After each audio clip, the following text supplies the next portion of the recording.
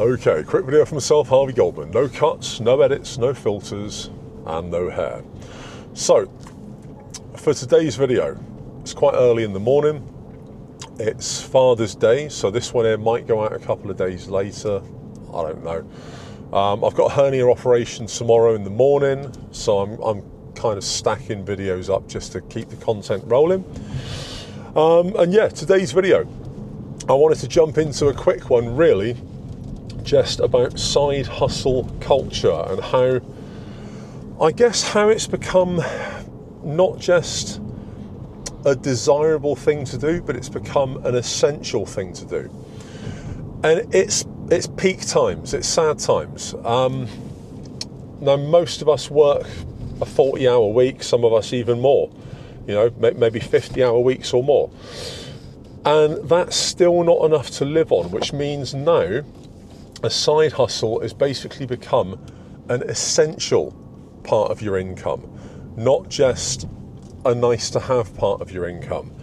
It used to be that if you wanted that extra holiday, or maybe you wanted a car that was slightly shinier, or perhaps to upgrade your living situation, that you would get yourself a side hustle, you'd put the extra hours in, whatever it might be, and that would give you the available income to be able to do that.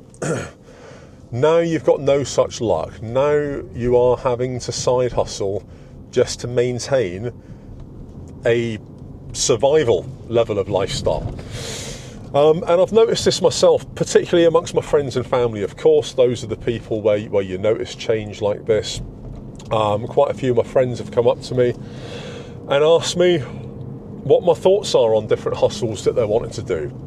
And invariably, almost all of them, I've told their side hustles are crap. It's going to cost them time, probably cost them money, but definitely not make them any money. That's lovely, almost got hit by a bus.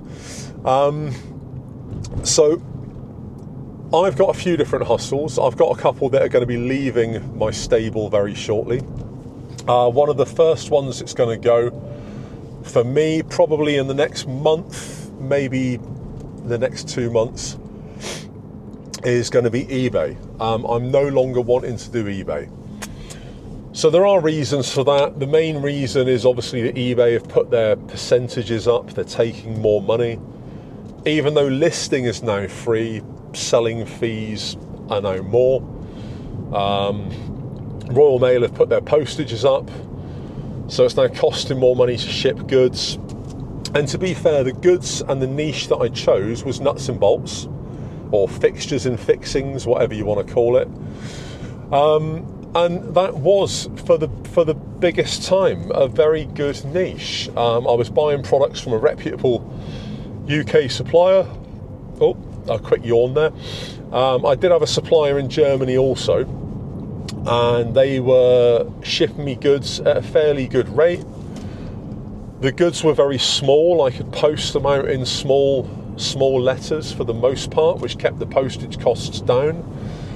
And from speaking to builders and tradesmen, one of their pain points was when they're doing a job, they don't want to have to go out to buy 1,000 nuts and bolts or 1,000 of something to be able to do a job where they just need 10. They'd rather spend £2, buy 10 for £2, and not have leftover inventory that they need to fanny about with in store. They didn't want the hassle of having leftover stock.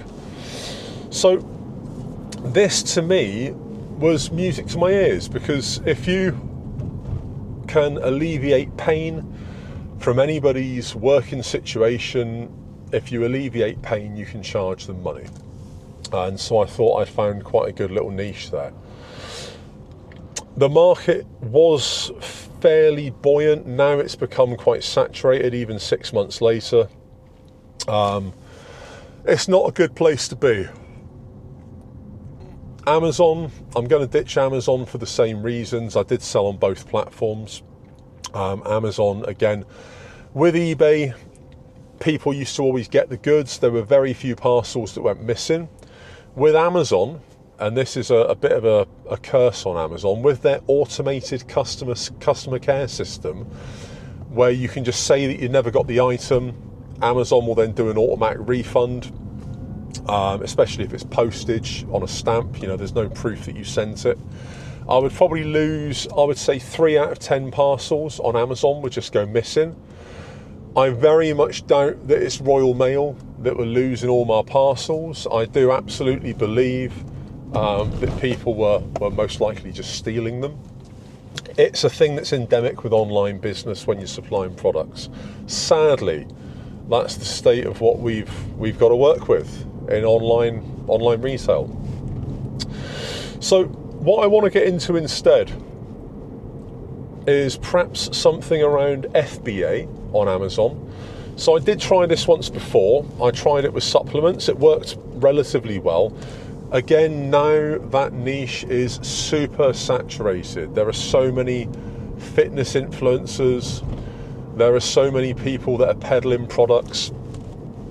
But the method behind it is kind of the same no matter what product you sell, whether it's pet toys or baby clothes or supplements or whatever.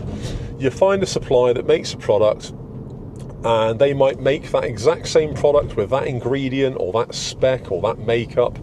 They might make and supply that to 100 or even 1,000 different people, but they just stick your label on it. So you're selling a product based on the strength of your brand, not really on the strength of the product. So if you're selling supplements and you've got something that's just plain white packaging, a bit like Tesco Value, you're probably not going to sell that many items because it looks boring. But if you've got a brand and you're suddenly selling supplements that have got flames on the box or lightning bolts and Greek gods and all the rest of it, well, then you're selling a brand, and that will most likely sell better. Now, whether it sells well depends on how saturated the niche is. Obviously, with something like supplements and vitamins, there's a load of people doing it now, so it's not really worth it.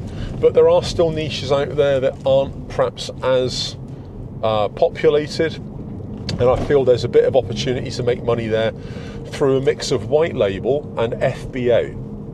So this is where the white labeler, the supplier that I buy the goods from, they just ship the goods they've made me directly to Amazon. Amazon then take away all of my pain and misery for a cost, and they hold the goods. They charge me per square meter of storage. They post the goods. They deal with all of the aggro of customers stealing things and having problems with products and whatever else. All I do is send the goods or arrange for the shipping of the goods. So on balance, if somebody said to me, you can spend £1,000 each month, and on that you'll get a return of £1,300, I would do that every month, no questions asked. I'd be more inclined to spend £2,000 or £3,000 a month because it's scalable. And if all I'm doing is sending an email to a supplier, make this, ship this, or phoning them up and just checking that stock's been delivered, that's easy money. And it is just a case of having the right brand and finding the right product to do it with. So FBA is one thing that I'm looking at. Another thing, I keep yawning. I was up early this morning. Another thing that I want to do is a service-based business.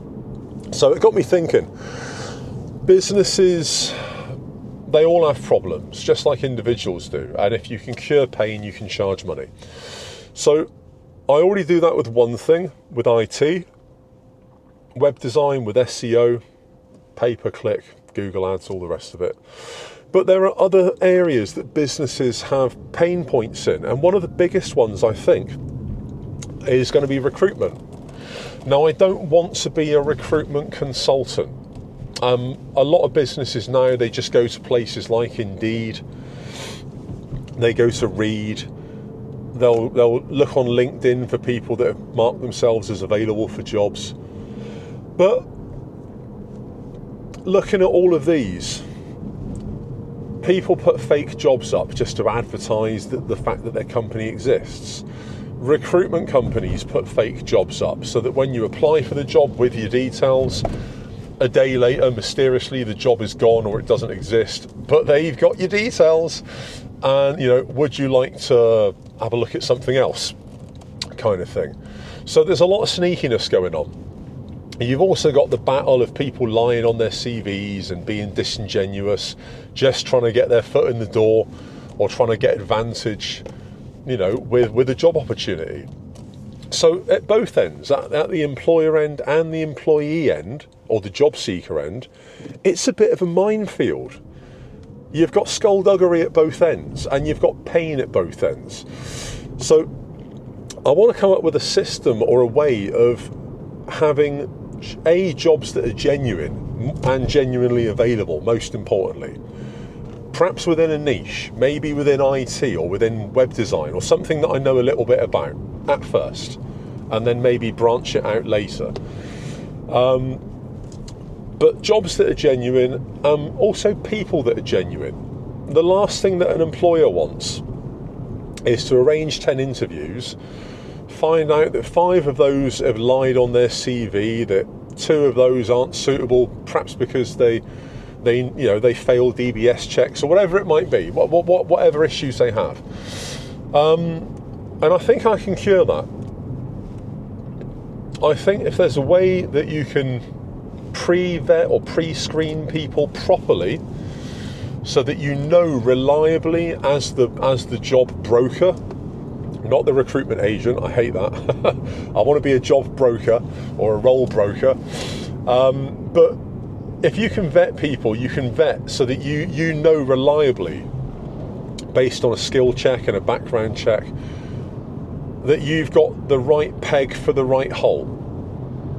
I think that there's definitely money in that, and I think employers, businesses, would be willing to pay handsomely for that service.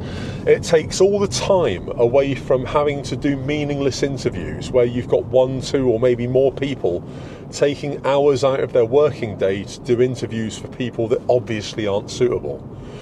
It takes all of the ball ache away from from putting ads out and seeking these people down.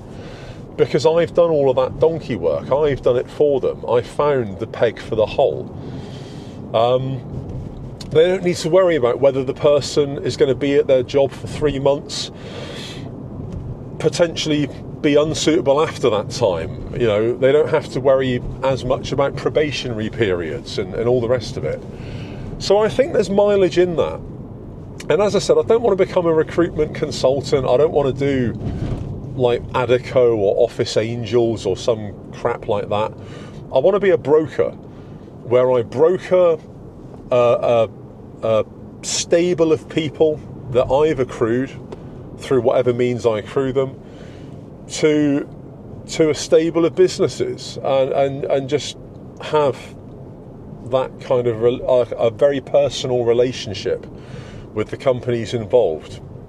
And I don't want a massive number of companies on my books. I don't want this to be a massive thing. I want it to be very niche, boutique recruitment or something like that, boutique job brokering, however you want to call it. But I see that there's mileage in that as well. So these are 2 avenues that I'm going to explore. It'll either work or it won't. These things go 1 or 2 ways, don't they? But I think also they're probably businesses that I can take abroad. Yeah, and there is that side to it as well.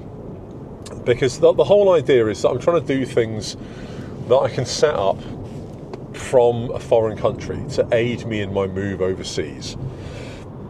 Now, I know the FBA thing can work like that. I can be in any country in the world and arrange manufacture or production of goods, arrange shipping.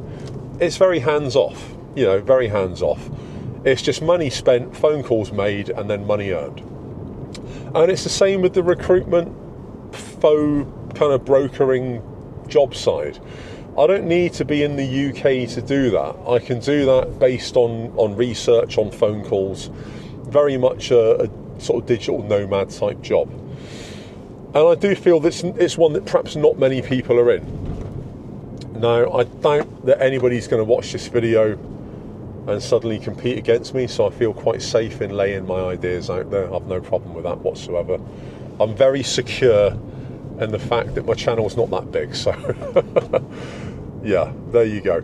But anyway, look, what are your thoughts on this?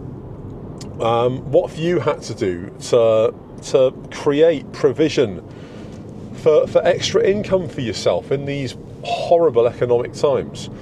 Have you had friends and family that have approached you for ideas for side hustles?